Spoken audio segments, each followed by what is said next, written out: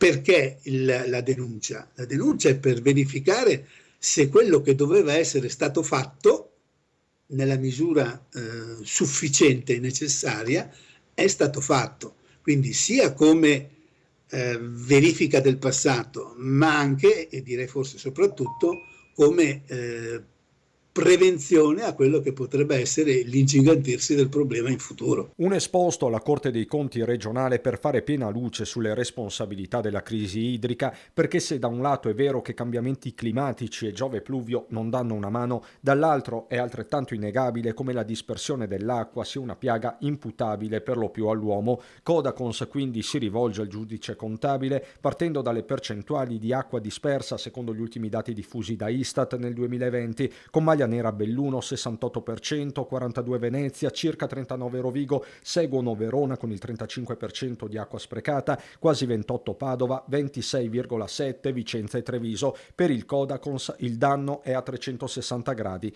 anche turistico. Ripetere l'esperienza, torno a dire, del rifornimento idrico attraverso le botti, per il Veneto sarebbe una cosa assolutamente, e per Venezia in particolare, una cosa assolutamente inaccettabile. Un danno d'immagine enorme, di credibilità, oltre che economico. Insomma, le autobotti potrebbero essere un pessimo biglietto da visita nelle località turistiche, dice sempre il Codacons, nel mirino dell'esposto la regione, ma più in generale tutte quelle autorità che potevano e possono fare qualcosa, sia in termini di ordinanze che di interventi, compresi i sindaci. Chi più chi meno, a secondo delle loro specifiche responsabilità. Direi che così, le amministrazioni, essendo un servizio, di solito abbiamo a che fare con aziende municipalizzate, quindi i comuni credo che siano i primi a dover essere in qualche maniera stimolati, coinvolti e sgridati eventualmente.